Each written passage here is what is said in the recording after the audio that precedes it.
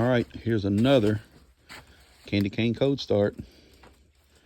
This one, the temperature did warm up a little bit now. I think it's 33 degrees.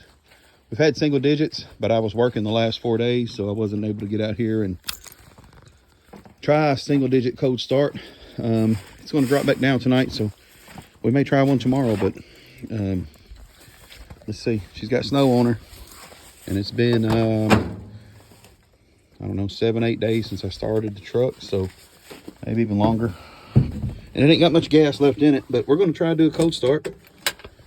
Another one pump technique, and see if that works.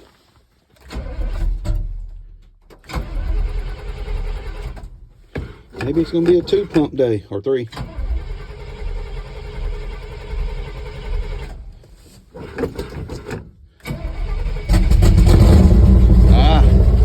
Wasn't as easy, but it just had to pick up a little fuel. Took a few pumps, but anyway, that's a 750 Holly with no choke on it at all. There's no choke provisions in it at all. I took everything out, but see,